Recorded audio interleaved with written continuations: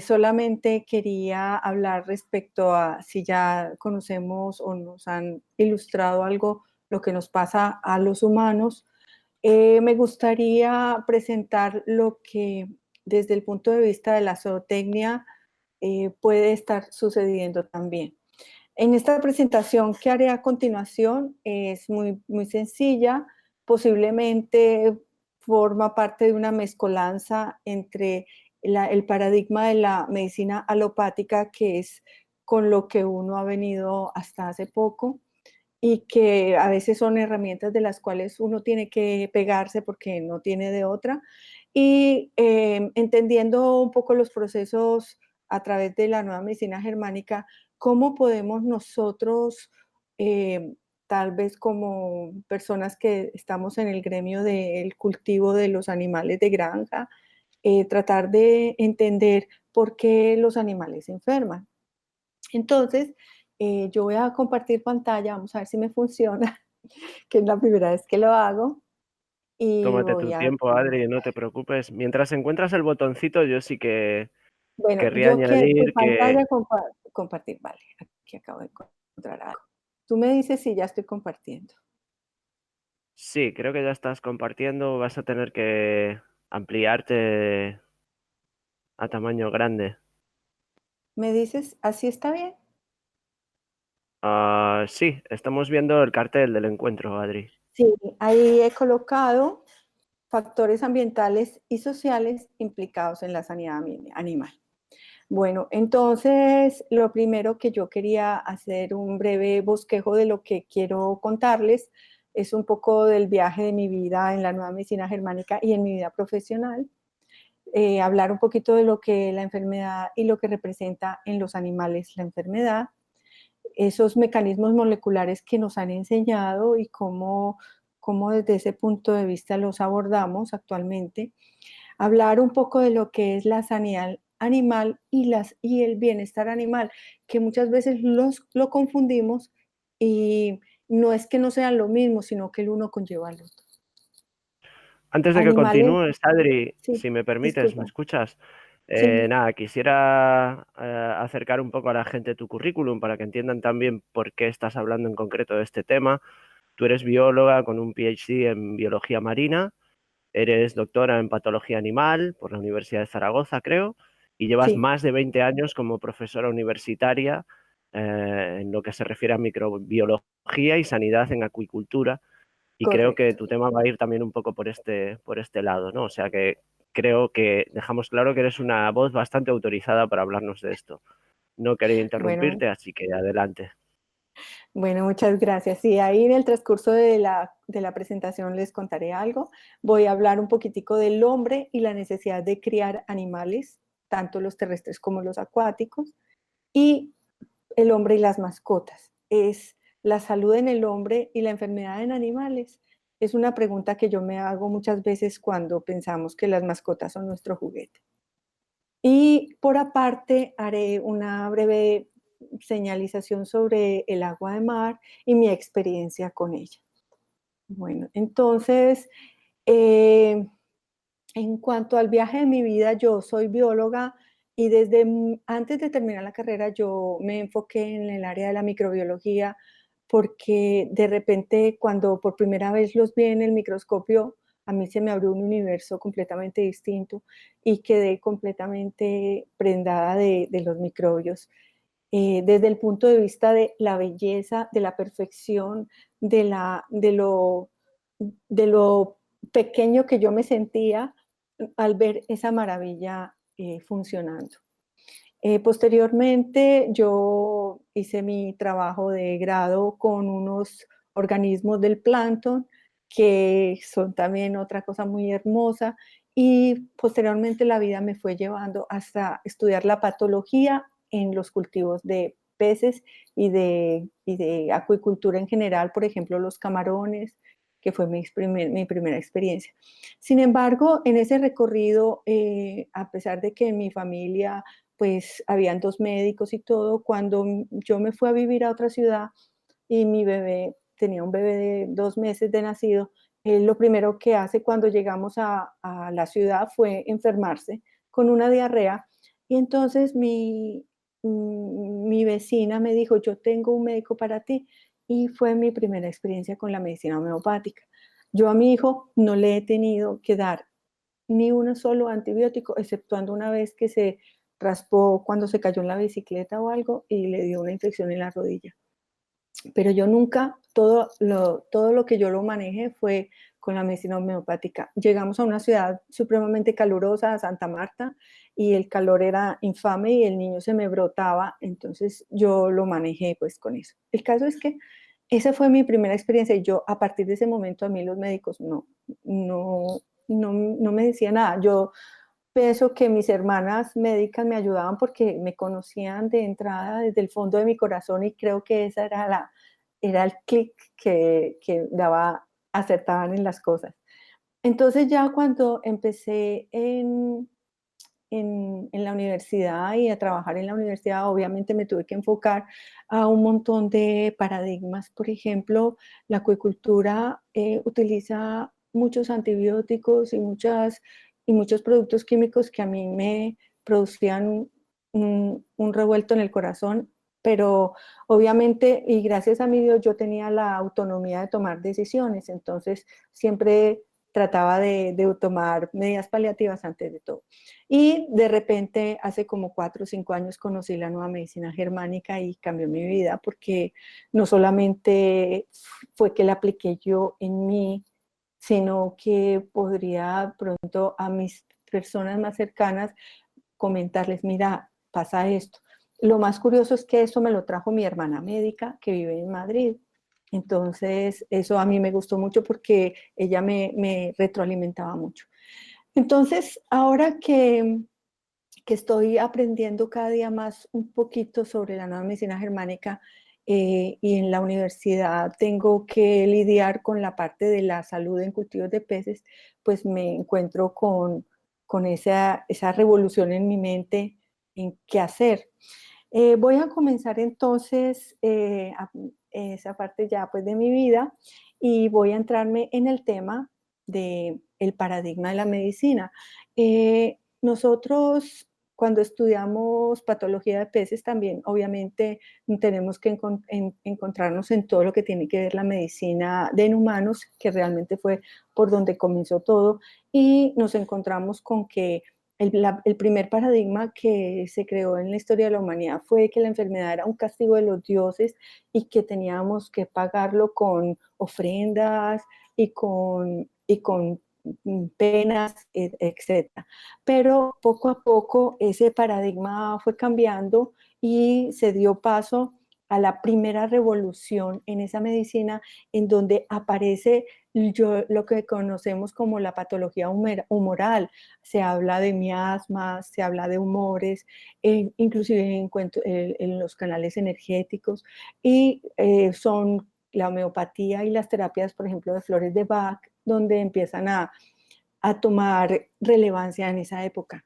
No obstante, aparece una segunda revolución cuando surge la teoría microbiana. La teoría microbiana nos dice que son los microbios los responsables de las enfermedades, que existen genes y posiblemente mutaciones celulares los que van a conllevar a la enfermedad.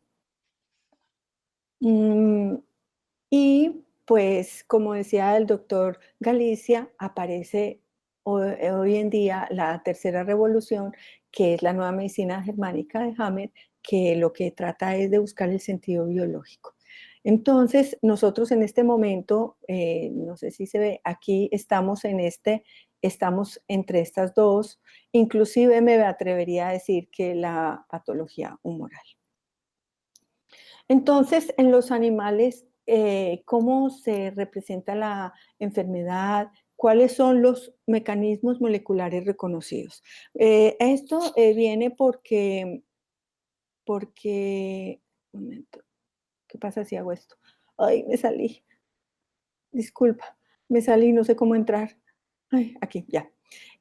La Bien, ya. enfermedad, en los mecanismos reconocidos, básicamente es que somos un sistema biológico en equilibrio, en donde en ese sistema hay una entrada de energía y una salida de energía, y que básicamente ese sistema en equilibrio, de acuerdo con Claude Bernard, básicamente habló de la homeostasia. Entonces la homeostasia es aquella capacidad que tiene todo sistema en buscar su propio equilibrio.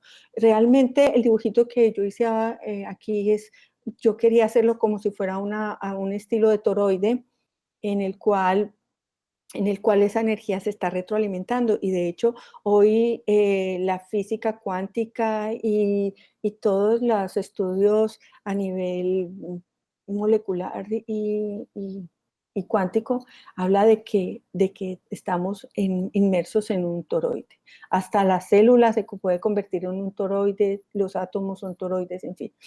Y entonces, ¿qué es la enfermedad? La enfermedad sería la ausencia de salud, y básicamente es cuando cualquiera desviación de las estructuras o funciones normales de un individuo, y surge también como una interacción entre un estímulo nocivo y el sistema biológico. Entonces, básicamente, en términos generales, palabras más o palabras menos, esto es lo que la ciencia actual lo considera como enfermedad. Entonces, este toroide pues va a estar circulando la energía permanentemente. Dentro de los asuntos de la enfermedad, básicamente nos han enseñado que la hormona del cortisol, que está aquí abajito, es la responsable, es la hormona que nos mantiene mm, activos en cuanto al desarrollo de un estrés, al cual vamos a hablar en adelante. Y es producida por el colesterol. Una de las cosas que a mí más me ha impactado en los últimos tiempos es que a nosotros nos echaron el cuento de que el colesterol era malo, y que no podíamos comer nada que tuviera colesterol, y se abrió en el mundo toda una empresa de comidas light y de comidas libre de colesterol, y que el colesterol es malo. Y yo me preguntaba en algún momento si mis abuelos, mis tatarabuelos y de ahí para atrás comían cerdo y comían en sus campos, se tenían que ir a trabajar, y de desayuno se comían unos platados así de chicharrón bien carnudo y con grasa, y que hacían el arroz con cerdo, y que todo, porque ellos nunca se enfermaron y porque vivieron inclusive tengo una tía que tiene 90 y muchos años. Entonces, yo decía, ¿cómo es posible que las personas que antes comían colesterol están sanas, y los que ahora no comemos colesterol somos los que más nos enfermamos? Entonces, ya después empecé a entender que el colesterol era necesario para la célula. De hecho, cuando yo vi microbiología, lo que me enseñaron es que la membrana de la célula, de cualquier célula, tiene moléculas de colesterol que le van a ayudar a la flexibilidad de la célula, le van a ayudar a un montón de procesos de formación de hormonas. Entonces, entonces sin colesterol no hay hormonas, y sin hormonas vamos a tener disfunciones reproductivas, autoinmunes, con relación a todos nuestros procesos fisiológicos. Entonces, el colesterol como hormona del estrés, que se ha definido, es lo que nos va a permitir, porque es que el estrés no es malo.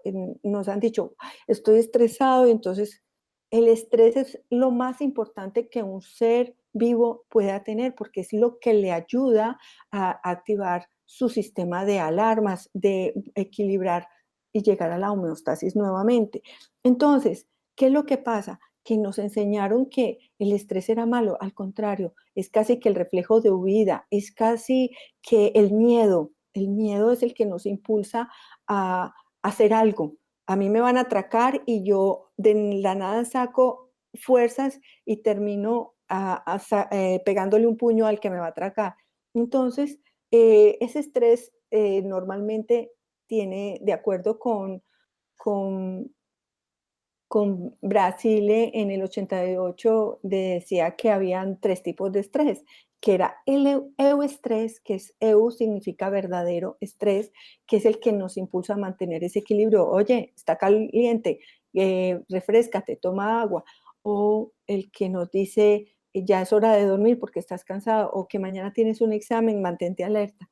El neutral estrés se considera un efecto neutro, o sea, estamos todo el tiempo en esa dinámica de que el organismo está yendo y viniendo buscando ese equilibrio. Sin embargo, si ese estrés, por ejemplo, emociones que no te quitas o daños, por ejemplo, en el campo que yo trabajo, en los peces, que el oxígeno en el agua sigue bajita, bajita, bajita, el pez necesita desarrollar unos mecanismos de adaptación ya no solamente desde el punto de vista de quedarse quieto o nadar rápido o salir a la superficie a tomar aire, sino que ya empieza a desarrollar mecanismos biológicos que le van a ayudar a mantener esa homeostasis. Y muchas veces, si ese desequilibrio, en ese estado de disestrés se mantiene, puede llegar inclusive a la muerte.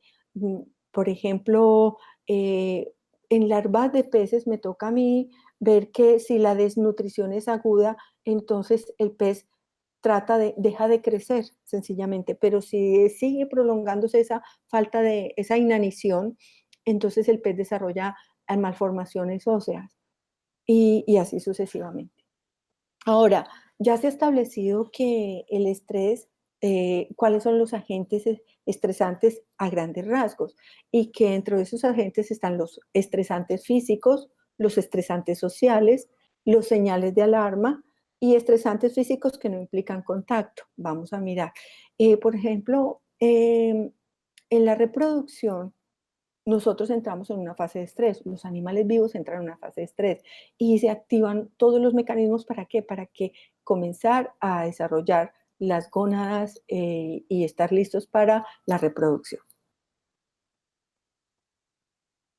Así es como cuando nosotros llegamos a la producción del cortisol, casi siempre es por un estímulo externo que ya sea a nivel celular o a nivel de hipotálamo, se activan unas alarmas y estas alarmas van a liberar la hormona corticotropina que va a activar la glándula pituitaria. Fíjense que estamos hablando del eje hipotálamo pituitaria y la corteza adrenal. O sea, aquí está en este eje donde se va a empezar a desarrollar todos los mecanismos para la producción de cortisol, que es esa hormona del estrés que nos va a ayudar a mantener activa la pituitaria para desarrollar mecanismos de equilibrio.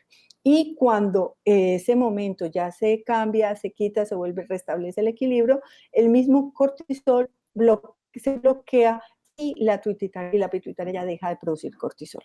Ahora, como habíamos hablado, si mantenemos ese estado de estrés que nos amarga. Bueno, esto se le llama el síndrome general de adaptación, en el cual ese es el que habíamos hablado, el euestrés.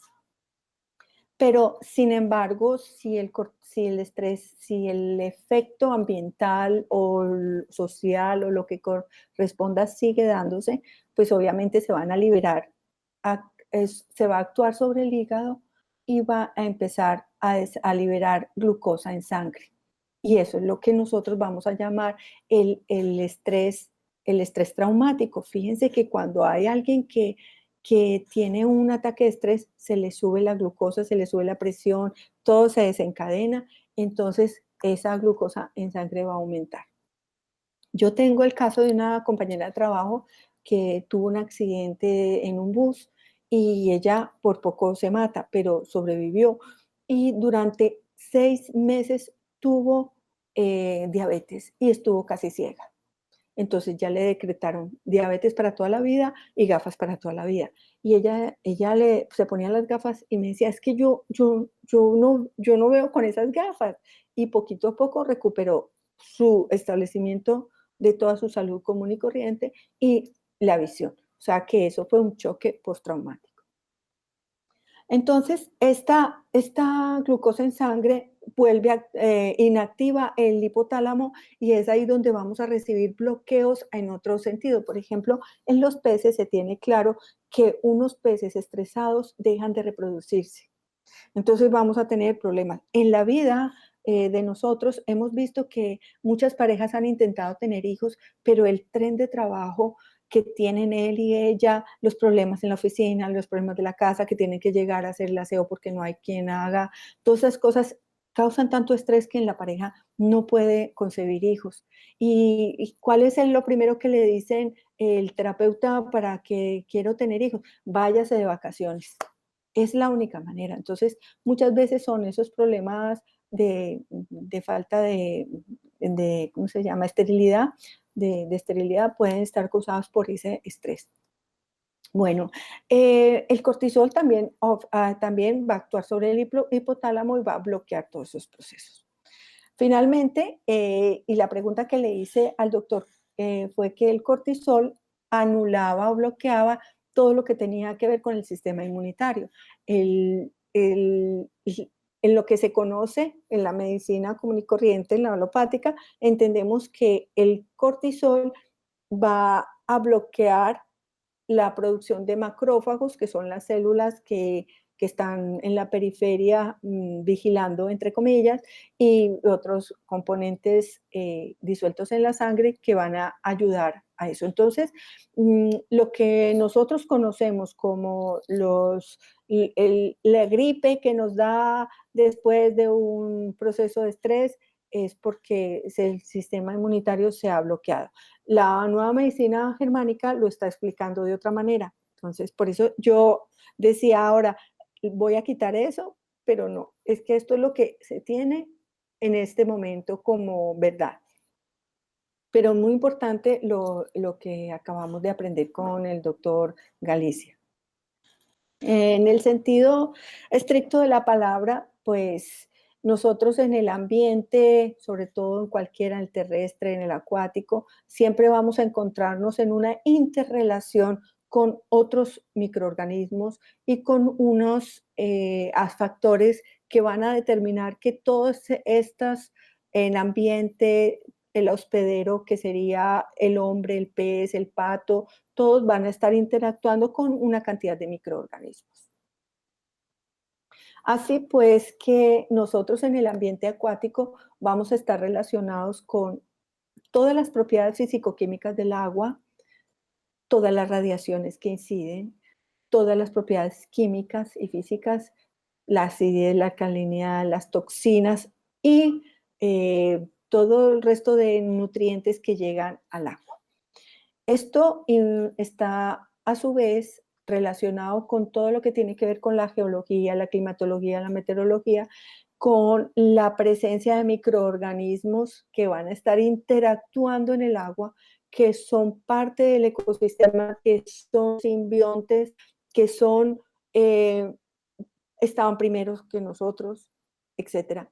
Y lo que tiene que ver con el hospedero, que en mi caso hablo de los peces, pero estamos hablando de un hombre, estamos hablando de un gatito, estamos hablando de cualquiera, donde su fisiología va a ser fundamental para que esté en completa armonía con el ambiente. Las características de su nutrición, de su reproducción, todo va a estar implicado. Entonces, esto normalmente en veterinaria lo conocemos como la triada de la salud. Normalmente yo la manejo como la diada porque en el ambiente es el que va a definir todo. O sea, el ambiente es el tapete sobre los cual jugamos los microorganismos y el hombre y el animal. Básicamente, una de las cosas que a mí más me ha llamado la atención últimamente es que nuestro ecosistema en el que vivimos está totalmente invadido de químicos. Ya habíamos hablado de los chemtrails, de las fumigaciones en tierra, de todos los agroquímicos que estamos aplicando a nuestro ecosistema y, y es realmente el que está enfermo es el ambiente. O sea, hemos intoxicado a nuestro ambiente. Para mí esa es la máxima conclusión de todo. El ambiente es el que está intoxicado. Y a su vez, él nos va a transmitir toda esa intoxicación, no solamente por el estrés que nos transmite adquirir esas toxinas, porque si bien no la estamos viendo, nuestras células las están sintiendo, de todas maneras eso es. Y los mismos microorganismos están sufriendo ese estrés porque sustancias químicas van a permitir que estos microbios se aumenten o se pierdan. Y muchas veces los microbios simbiontes son los más lábiles, es decir, los que más se mueren más fácil. Entonces, cuando vemos que estamos con esas toxinas exógenas a través de las descargas de desechos, de las cloacas, de todo lo que involucra la actividad antropogénica, inmediatamente estamos enfermando al ambiente. Bien, voy a hablar un poquitico del bienestar animal. El bienestar animal está relacionado básicamente, voy a hacer un escape aquí. El bienestar animal, ahorita vuelvo allá. No sé cómo llego a mi pantalla de nuevo, disculpa. No te preocupes.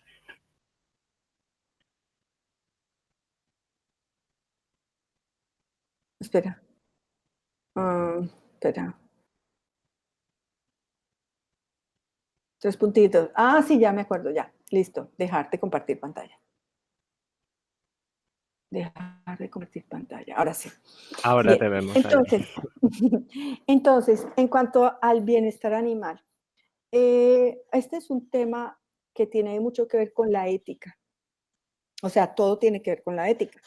El bienestar animal, sobre todo, está relacionado con el hecho de que un organismo tenga la capacidad de desarrollarse en el ambiente adecuado, en el tiempo adecuado, a la densidad poblacional adecuada para su relación con su misma especie, para poderse reproducir, para poderse desarrollar como debe ser, como la naturaleza lo dotó. Y cuando nosotros comenzamos los hombres a producir animales de granja, necesitamos estabularlos. ¿Por qué? Porque necesitamos en poco espacio hacer una crianza para poder alimentar a la población. Entonces, esto es una actividad que, entre comillas, podría ser altruista y pero va a conllevar un efecto negativo sobre la misma especie que cultivamos. Entonces, ¿qué está pasando últimamente? Nosotros, al criar ganado de tamaño, pues, grande, vacas, lo que sea, y luego los pequeños animales como las aves, los cerdos e inclusive los peces, nosotros estamos realizando unas actividades de bienestar animal muy, la palabra es básica. Es decir, nosotros los cuidamos, los alimentamos y no les estamos haciendo daño. Pero normalmente cuando llevamos el ganado al matadero, estamos llevándolos en unos camiones en donde los arrumamos unos al lado de otros, donde en las carreteras eventualmente la vaca se cae o la res se cae y las demás no tienen otra alternativa que pisarla. Entonces, todos esos procesos de estrés que se genera en esa ganadería va a llevar al animal a que antes de ser sacrificado haya liberado un montón de hormonas que son las que nosotros nos vamos a consumir. Eso sucede seguramente con el ganado vacuno y con los otros. En los peces sucede algo parecido. Nosotros inclusive estamos haciendo mucha campaña para que cuando estamos trabajando con una alta densidad de peces, tratemos de buscar esa densidad que no sea tan, tan aberrante ni tan poca que obviamente esa producción sea no sea productiva, valga la redundancia. Entonces, queda muy difícil. ¿Por qué? Porque normalmente estamos hablando en términos económicos y eso va a afectar. Entonces, en el bienestar animal estamos implicando una cantidad de sustancias, de toxinas que se liberan en los estados de estrés que no nos estamos dando cuenta que las estamos consumiendo. Y va a ser un problema que posiblemente esas toxinas son las que nos están también dañando a nosotros. Así como nos incluyen vacunas directamente, también consumir carne con toxinas puede también ser una forma de vacunarnos con sustancias tóxicas, porque ya yo creo que el tema de vacunas está muy relacionado con los coadyuvantes. Bueno, voy a volver a pasar a la diapositiva. Disculpa, me voy a volver a pasar a la diapositiva y No te disculpes, Adri, no hace compartir. falta. Vale, listo, ya. Y ya, ¿qué pasa? ¿Qué pasa aquí? Allá. Está, a ver. Estoy compartiendo pantalla. Uh, Minimizo el Hangout. Minimizo el Hangout. Ah, sí, ya. ¿Verdad? Bien. Entonces vamos ahora, a entrar sí, a un experimento que hice con un estudiante sobre realmente si la densidad en los peces en animales confinados tenía alguna relevancia. Entonces nosotros medimos el cortisol y efectivamente, una cosa, el cortisol normalmente que logramos medir fue con básicamente en un estado agudo, pues o sea, no el estrés agudo y no crónico, porque en el estrés agudo se libera el cortisol, pero una vez liberado el cortisol, él vuelve a sus niveles normales y comienza a liberarse más bien glucosa. Entonces, por eso es que a nosotros nos hacen examen de sangre. Si tenemos mucha glucosa en sangre, normalmente no va a tener una diabetes, no, está estresado de manera crónica. Entonces, en este estudio de estrés crónico, determinamos que efectivamente, mirando si un pez en su medio natural tiene un nivel de cortisol estándar, basal se le llama, que este es un promedio, cuando nosotros hicimos un experimento, un bioensayo con peces donde solamente había un pez por cada 50 litros y con una aireación moderada, entonces encontramos que el cortisol estaba por debajo del basal. ¿Por qué? Porque no estaba estresado. Aquí cuando nosotros medimos, teníamos que sacar el pez de su medio, eso ya le generó estrés y normalmente nos da esta cifra. Cuando ya el pez ha estado durante unas 72 horas, le medimos el cortisol y estaba ya en un límite por debajo del basal, donde se ve que el pez está medio adaptado. Pero cuando nosotros comenzamos a incorporar peces al acuario, cuando medimos, cuando aumentamos, triplicamos la densidad poblacional y luego la duplicamos, entonces nos damos cuenta que el cortisol está en niveles casi que 3 veces al basal. Entonces, ahí es donde nosotros podemos decir que el estrés por densidad o el estrés poblacional, que es que así se le llama técnicamente, va a influir sobre la salud.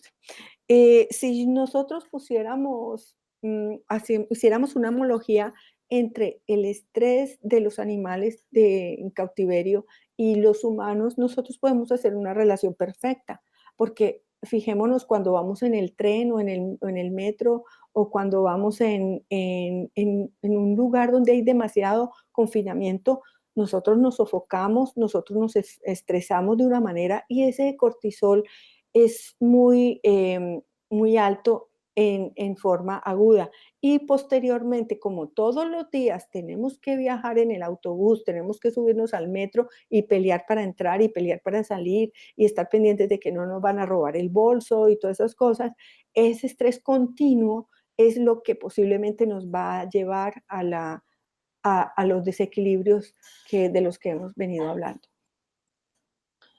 Hicimos otro experimento mirando el disturbio. El disturbio, pues obviamente estamos hablando en el ambiente acuático, el pez, y le colocamos peces con aireación, peces en su medio acuático normal, peces con aireación y peces sin aireación. Un solo pez, 3 peces. Colocamos 3 peces.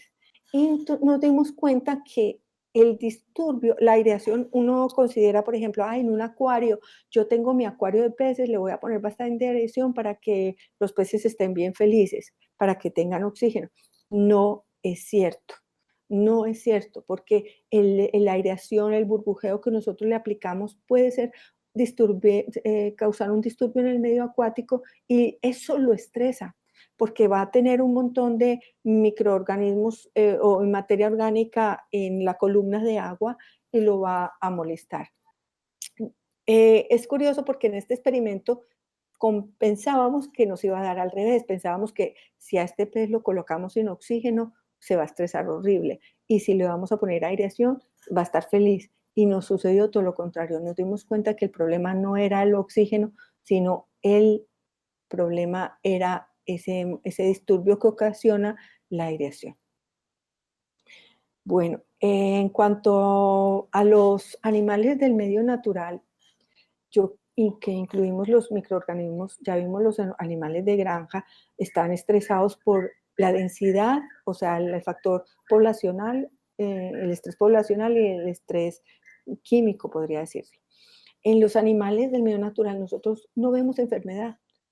En raras ocasiones, pues obviamente la naturaleza actúa de manera muy sabia y posiblemente van a nacer críos malformados por alguna otra razón, va a suceder, pero normalmente los animales libres mueren de viejos y ellos mismos se autorregulan porque en un cardumen de peces el pez viejo se va quedando atrás o inclusive en los animales salvajes, pero nosotros no tendríamos por qué ver la enfermedad en un ambiente natural equilibrado.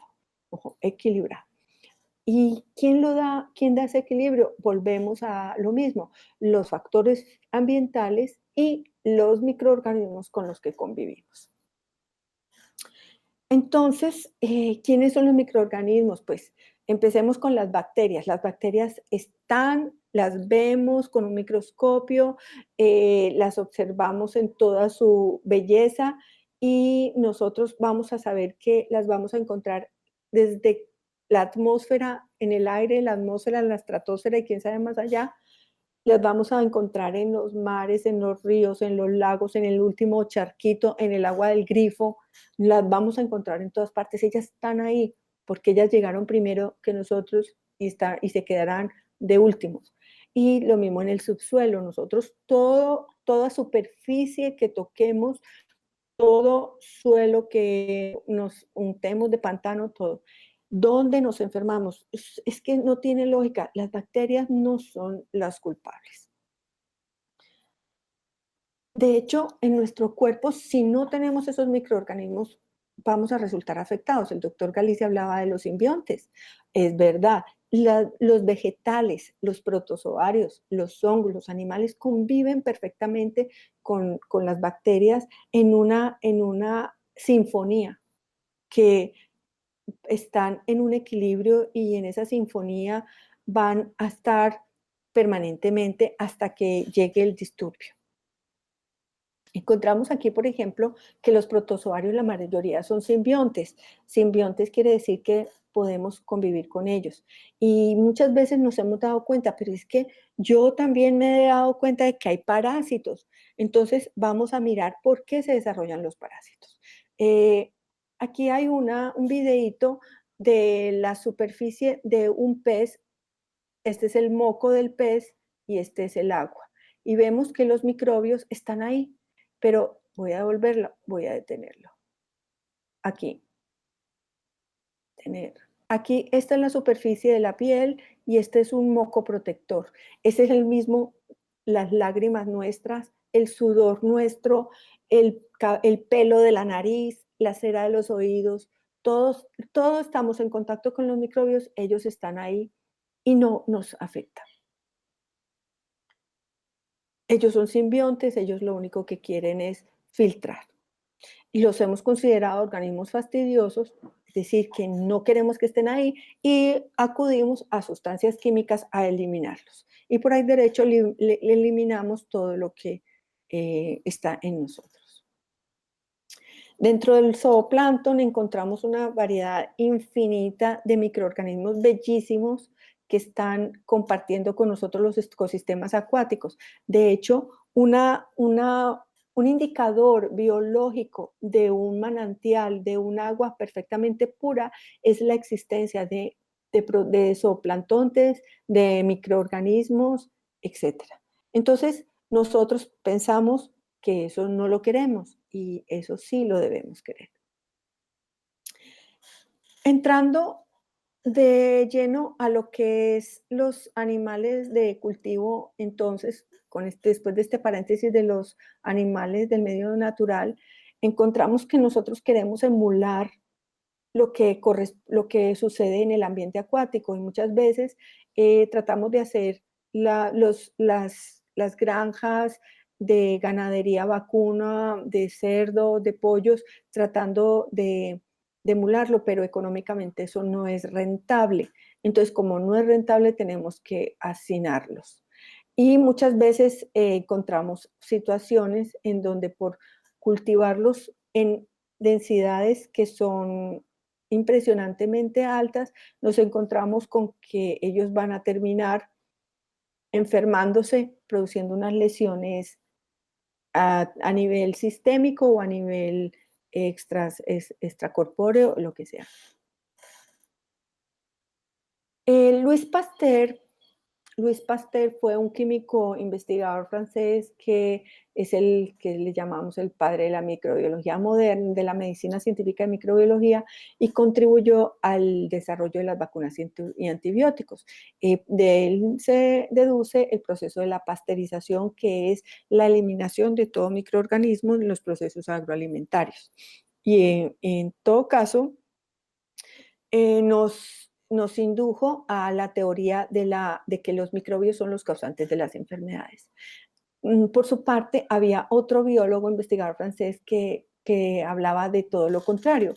Él hablaba de las bases del pleomorfismo y afirmó que las células de nuestro cuerpo no son atacadas por gérmenes externos que aportan enfermedades, sino que nuestras células se deterioran y se dañan o envenenan por condiciones de vida. Es decir, que Anthony Bicap era casi que un jamerista.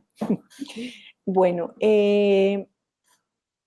Claude Bernard, también contemporáneo de estos señores, fue un biólogo teórico, médico y fisiólogo, que fue el que prácticamente se consideró como el fundador de la medicina experimental y desarrolló el concepto de la homeostasia, que establece que la calidad de los seres vivos, eh, que la cualidad de los seres vivos de ser capaces de autorregularse con su entorno, lo que hablábamos al principio de la homeostasis o el equilibrio biológico.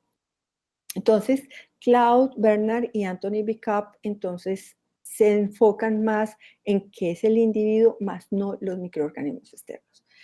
Entonces, el desarrollo de las vacunas y de los antibióticos en todos los animales de granja hoy en día constituyen una preocupación verdadera en el ámbito de la de la ciencia de la protección ambiental, porque se han dado cuenta que hasta en el Polo Norte han detectado trazas de antibióticos, que muchas veces los animales polares ya están adquiriendo resistencia. Esos son datos que son ya confirmados, no tengo la referencia, pero se ha sabido de ellos. Yo pienso que con el tema de las vacunas se están vacunando todos los peces. Ya hay campañas de vacunación obligatoria para algunos peces contra una bacteria que es una bacteria que nosotros la podemos tener, no la misma especie, pero sí el mismo género, que es el Streptococcus. Y a mí me parece un poquito preocupante. No sabemos hasta dónde se va a llevar a dar todo esto, pero los granjeros de las acuiculturas, como tienen que cultivar de unas densidades tan altas, pues ellos se ven obligados casi que a vacunar. Este es un esquema de una placa de Petri en donde hay diferentes tipos de antibióticos y donde se forma el halo, quiere decir que este antibiótico es capaz de inhibir el desarrollo de esos microbios. No sé si se ve bien, pero aquí vemos una que en un momento dado hizo halo, pero posteriormente los microorganismos desarrollaron resistencia y empezaron a crecer en el medio. Estos blanquitos son las colonias de bacterias. Entonces, a lo que yo iba con esta imagen es que realmente estamos jugando con esos antibióticos y con esas vacunas casi que sin saber las consecuencias a largo plazo, porque si bien nos curan el problema o nos quitamos del problema rápidamente, en 2 o 3 sistemas de cultivo, en 2 o 3 generaciones, sino más, ¿qué va a pasar? Hay una manera, Albert Fleming, Albert Alexander Fleming fue un científico escocés que fue el primero en observar el efecto del antibiótico en la penicilina y que yo creo que eso fue importante en esa época porque yo me imagino que se consideró como un vagotónico el hecho de poder aplicar esos antibióticos, sobre todo en la Primera y la Segunda Guerra Mundial, porque todos esos soldados que estaban en esas penurias, pues les ayudó. Se dedicó a fabricar vacunas y los antibióticos. Por otro lado, Konstantin Merezovsky fue un biólogo botánico ruso que fue responsable de la teoría de la simbiogénesis, que explica la transferencia de la carga genética entre individuos que conviven en el mismo tiempo, que anda dar paso a un nuevo ser con la sumatoria del ADN y de los individuos implicados. Él está hablando, por ejemplo, de esta teoría, habla de que nosotros somos bacterias prácticamente. Es decir, que lo que nosotros tenemos, los millones de bacterias y de posiblemente virus o retrovirus principalmente, y que ellos son parte de nosotros y que tenemos más de esos microorganismos, tenemos más de esos, de esos microorganismos que células, como decía también Alejandra hace un rato. James Lovelock es actualmente un científico meteorólogo, escritor, inventor, que es el que se reconoce como el creador del detector de la captura de electrones, capaz de determinar la presencia de tóxicos en zonas remotas y desarrollar el sistema de la Tierra de Gaia, la hipótesis de Gaia. ¿Por qué lo traigo a colación? Bueno, estos nombres que yo traje, los quise traer porque yo he estado escuchando y leyendo las conferencias y los libros de Máximo Sandin que me han impactado favorablemente y cada día me dan más luces a lo que estamos hablando. Él tiene un concepto sobre la teoría de la evolución que no viene al caso, pero algún día pues tendremos que retomarlo. Todo esto viene al hecho de que nosotros, en vez de producir antibióticos y tratar de eliminar los microbios que son parte de nuestro ser, es la favorecer. Y en ese sentido se está trabajando desde hace mucho tiempo, desde los griegos con su yogur, desde hace mucho tiempo con las bacterias en la alimentación, los probióticos, los lactobacilos, y últimamente con los bacilos o las bacterias que ayudan a restablecer el ecosistema, o sea, la bioremediación. Entonces, hay otra corriente de pensamiento entonces que está más enfocada en no antibióticos y sí probióticos. Pero eso tiene un pequeño matiz de preocupación. ¿Por qué? Porque es que nosotros tampoco podemos estar pensando que todos los probióticos en el mismo organismo, en el mismo lugar, en los mismos ambientes, van a ser lo mismo de benéficos. Entonces, las propuestas que nosotros, nuestro grupo de investigación quiere formular es que promover los microbios en el ambiente acuático, pero son los mismos de los que ellos están compuestos. Es decir, si tenemos aguas que en un día estaban bien, luego se contaminaron, tratar de volver a buscar esos microbios que pertenecían a esos ecosistemas y promover su desarrollo. Obviamente, también en el sistema digestivo, en el sistema reproductor, tanto de los animales de granja como en los seres humanos, utilizar promover el desarrollo de esos microbios que son los buenos. Anteriormente, si ustedes se acuerdan, anteriormente hablábamos del jabón antibacterial, el antibacterial y que teníamos que desinfectar de todo, y cuando nos asustaron con el H1N1 que teníamos que desinfectarnos hasta la base de en fin, todo eso hoy está mandado a recoger. De hecho, hace poco, y me causó curiosidad, que estaba hablando con una amiga y me decía que a su niña tenía diarrea, estaba indispuesta, y lo llevó donde el médico y ella decía, bueno, me van a recetar un antibiótico. Y lo que el médico le dijo fue, lleve a su niña para su casa, no la lleve al colegio, déjela que descanse y no le dé nada. Tranquila, déjela que está estresada. Entonces, ya hay médicos alopáticos que han entrado en ese concepto y en esa responsabilidad de evitar los antibióticos. Nos falta mucho, hay gente que está consciente, pero cuando hablamos de la nueva medicina germánica o de la ciencia biológica curativa, eh, curativa biológica, mm, nos da dificultad entrar en ese paradigma. ¿Por qué? Porque es que tantos, imagínense, desde 1800 y pico con, con Luis Pasteur, donde nos han dicho y nos han demostrado científicamente lo malo que son esos microbios, de un día para otro decir que es que ellos no son los culpables, eso no es fácil de que la gente lo comprenda. Y otros paradigmas más de los cuales pues nosotros hablamos. Voy a hablar sobre el hombre y las mascotas. Bueno, en esta sociedad, yo pienso que uno de los primeros animales con el que el hombre convivió fue con el lobo que domesticó a perro y que fue supremamente importante para su protección, para toda su sobrevivencia, y que fue maravilloso.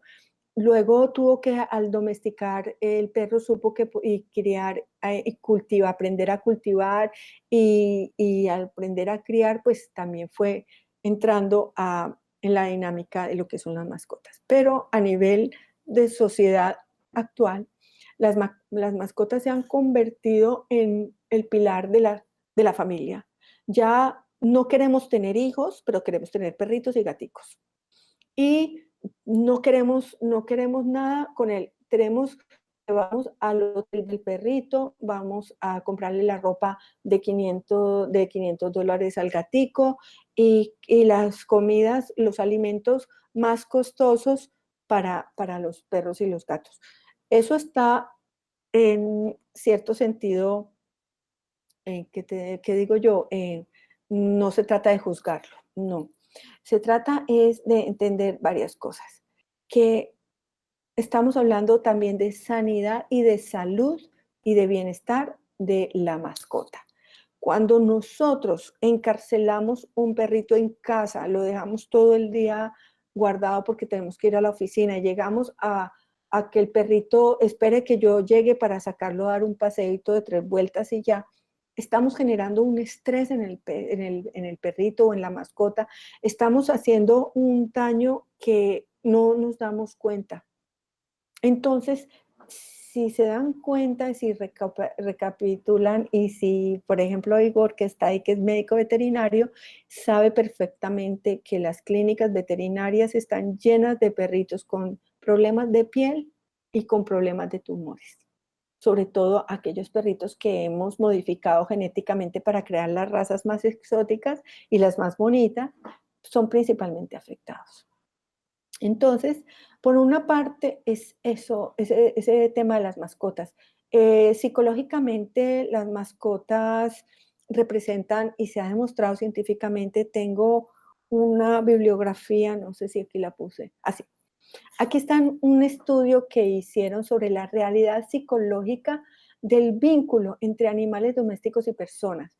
Este autor hizo una revisión bibliográfica, aquí solamente puse 4 referencias de las que colocó, en donde casi que me da un infarto, detenida una joven tras centrifugar a un gato en la lavadora y colocar el video en internet. Hasta eso estamos llegando. O sea, el antropomorfismo, todo lo que la televisión, los videos de YouTube, la sociedad nos está abocando a que en vez de tenerte una pareja, tengas un perro. De hecho, hay un dicho muy sabio que dice en nuestra cultura, que decía, eh, mm, que prefiere al perro a tener una pareja. Bueno, mientras más conozco a los hombres, más quiero a mi perro. Así es, dice la frase, que es totalmente, me parece que aberrante. Pero bueno, en cuanto a la importancia que tiene la mascota, desde el buen sentido de la palabra, es que ha ayudado de manera significativa a los equilibrios psicológicos y fisiológicos de muchas personas. De hecho, hay unas terapias que es con caballos, es decir, en los niños autistas, en un montón de personas que tienen problemas psicológicos, las mascotas los han ayudado de una manera importantísima a sobrellevar esas cargas emocionales de las personas afectadas. Sin embargo, ¿qué pasa con esos gatitos?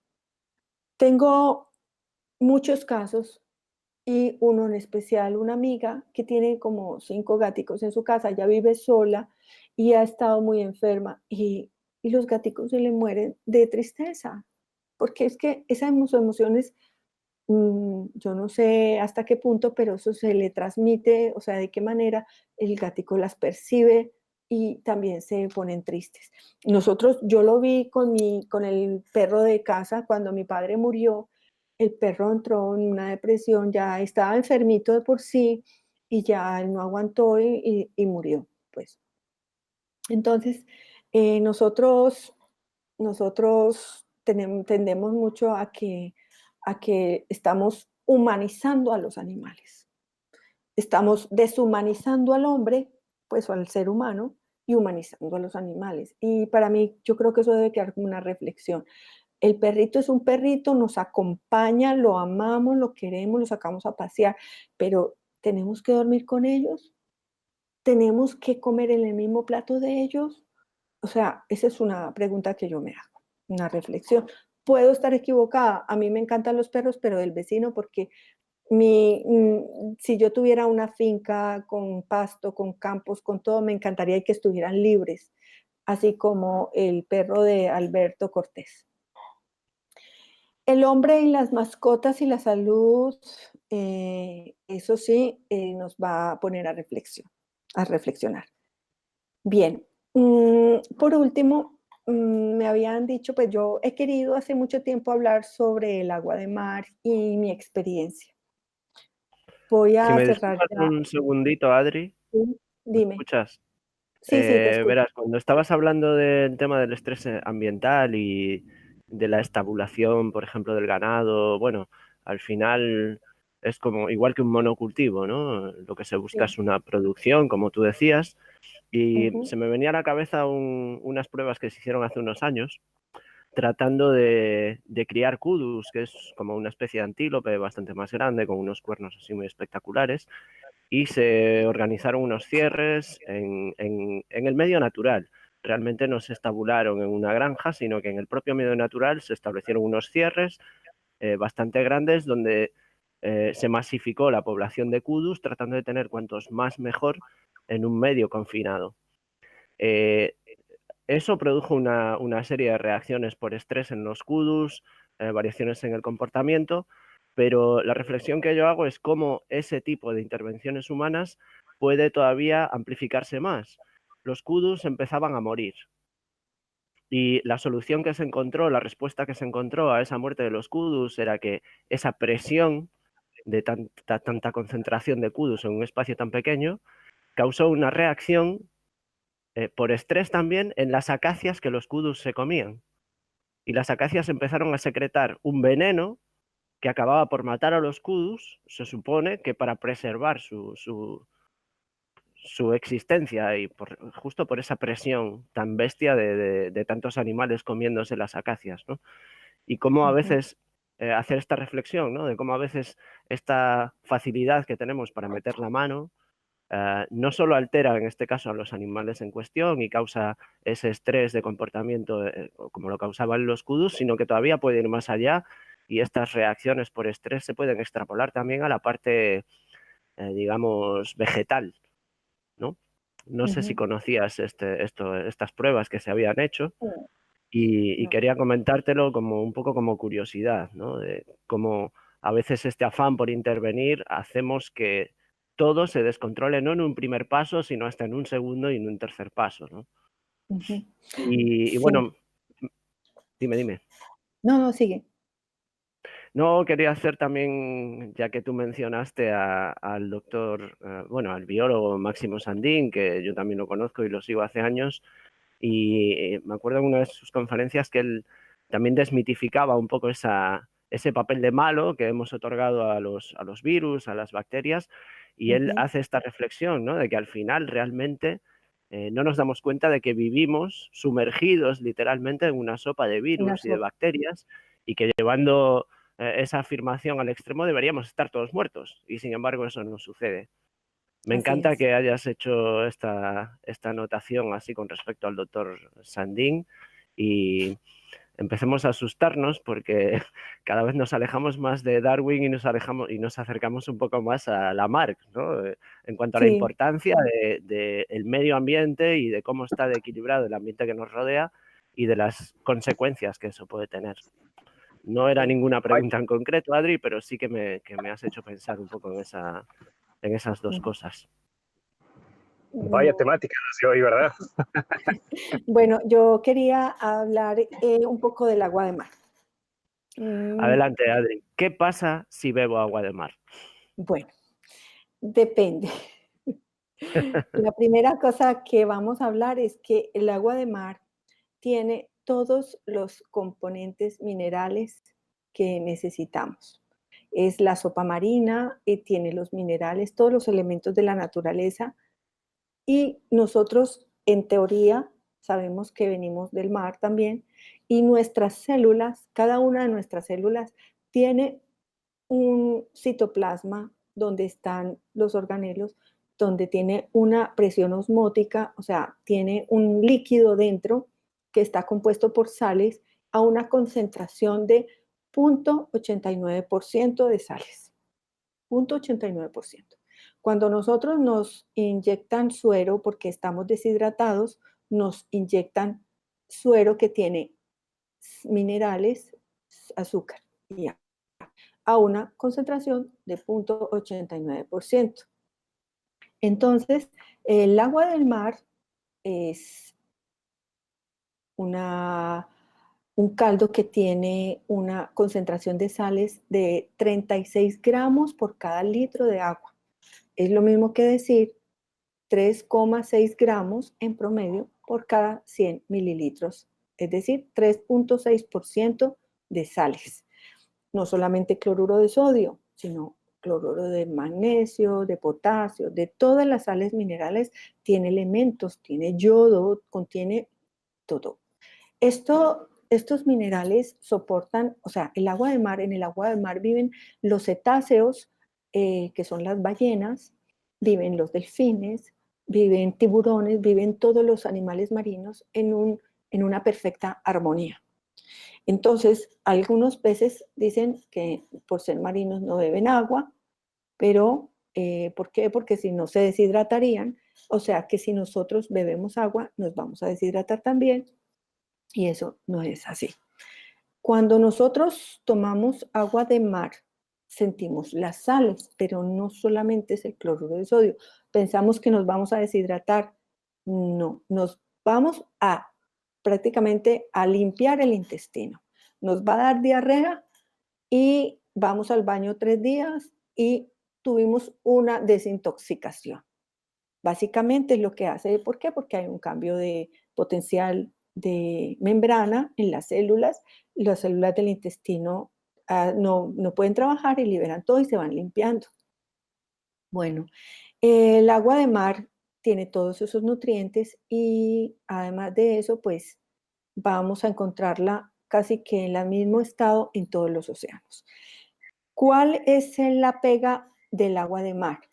El agua de mar en todos los ambientes, sobre todo en las zonas costeras, no está totalmente en la manera que lo encontraríamos en el mar adentro, porque resulta que, claro, la actividad antropogénica ha hecho que liberemos sustancias tóxicas, volvemos a las toxinas, volvemos a los nutrientes. ¿Cuáles son los nutrientes? Los que utilizamos para cultivar el nitrógeno, el fósforo, etc.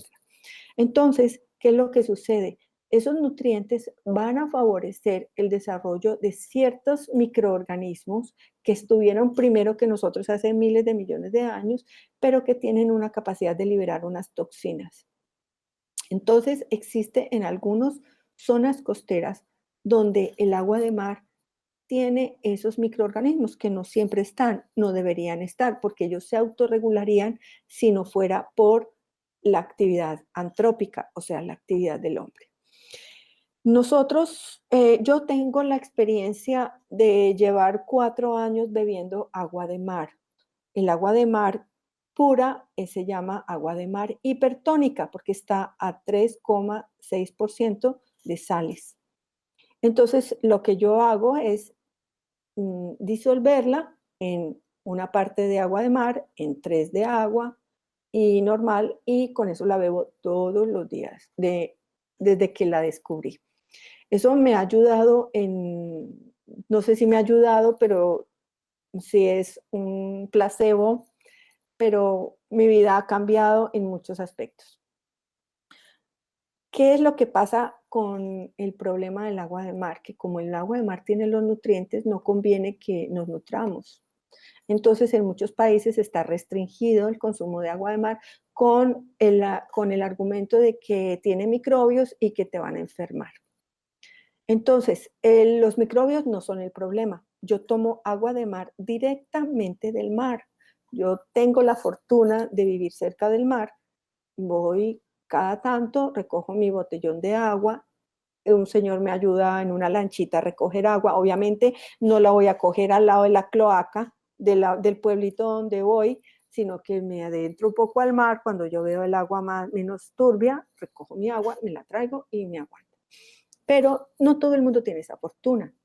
Por ejemplo, hace poco salió una alarma, hace poco no, en Brasil en el 70 y pico murieron, bueno, eso fue en envases de agua dulce.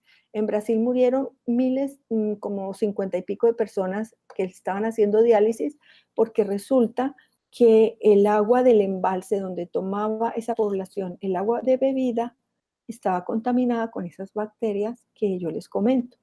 Entonces, esas personas murieron por esa toxicidad, porque era una hepatotoxina.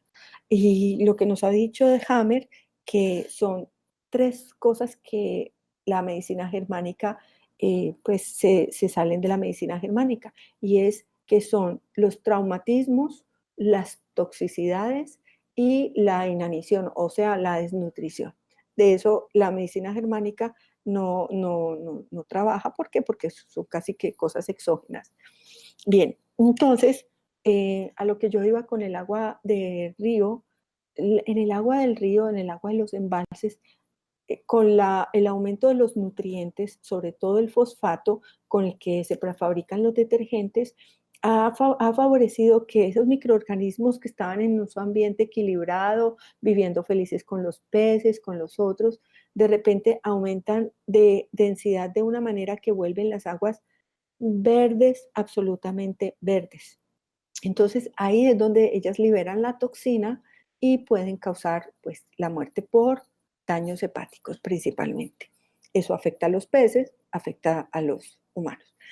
En el mar sucede lo mismo. En Uruguay se levantaron las alarmas en las playas porque había un bloom de esas algas.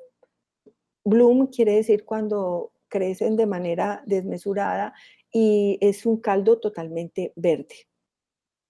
Entonces, ahí cuando yo digo, yo puedo tomar agua de mar, yo puedo tomar agua de mar, pero ahí el problema no son los microbios, es la toxina la cual está. Entonces, ¿yo qué puedo hacer si yo vivo en Uruguay? Si tengo la capacidad, la posibilidad de tomar agua lejos, lo puedo hacer, o cuando el bloom no esté. Porque las concentraciones, si no se ve el agua verde, las concentraciones de la toxina son bajas y no vas a tener problema. Entonces, tanto como bebes agua del grifo, agua del que nos dan los acueductos municipales, como si bebes el agua del mar, tienes ese mismo riesgo. O sea que la culpa no es el agua de mar, la culpa es la actividad antropogénica y el desmesurado crecimiento de esas bacterias, que no son bacterias, son cianobacterias, que son antecesoras, en teoría, de las bacterias. Bien. ¿Qué te proporciona el agua de mar? El agua de mar está dándote los nutrientes, sobre todo los minerales esenciales, los que nos quitan en la sal de cocina, en la sal de mesa. Recuerden que en la sal de mesa a ustedes les dice cloruro de sodio al tal %. Cloruro de sodio. Él nos dice, no tomes agua de mar que se te va a subir la presión. Al contrario, porque es que si yo tomo agua salada de la sal que nos venden en el supermercado, lo más seguro es que vamos a sufrir un colapso. Pero cuando estamos hablando del agua del mar, las sales del mar están en equilibrio, esas sales, y no va a pasar nada malo. Lo digo, hasta ahora no he tenido ningún colapso fisiológico que yo me haya enterado y llevo 4 años en esto.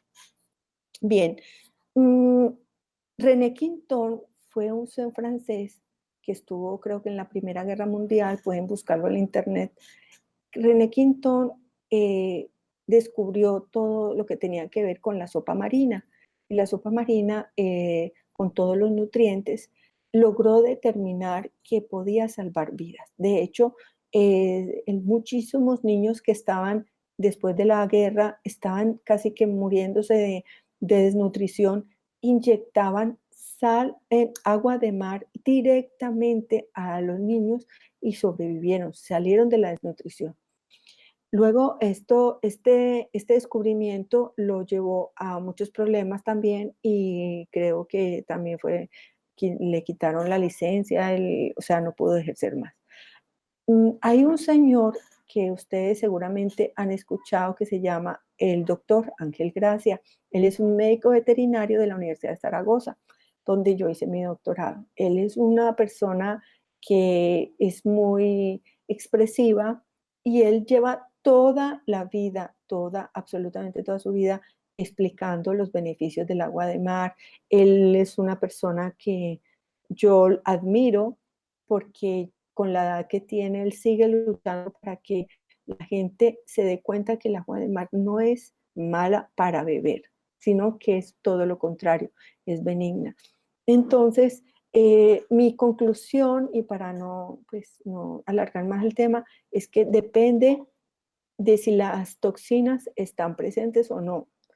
Leí un artículo hace poco, antes de terminar, en Chile, que la contaminación por metales pesados en el mar de Chile era estrafalaria, era increíble. Yo pienso que los metales pesados están en todas partes, los tenemos en el aire, los tenemos en muchas partes, en los venenos que nos aplican, todo. Yo creo que en Chile la corriente de Humboldt que sube de sur a norte y la del Pacífico que corre perpendicular a la costa de Chile y trae todo el plancton, todo, trae los nutrientes del fondo del mar que van a permitir que, eso se llama surgencia, el plancton se empieza a desarrollar porque esas corrientes suben todos los nutrientes que han bajado en el fondo del mar y se lo brindan al plancton y ese plancton va a ser eh, el alimento de las ballenas, de los peces, de todo, y ellos están permanentemente en contacto con ese mar. Entonces mi pregunta es, si, y para nosotros sí es dañino, si las ballenas y todos los animales se alimentan de esa misma agua, porque para nosotros es dañino.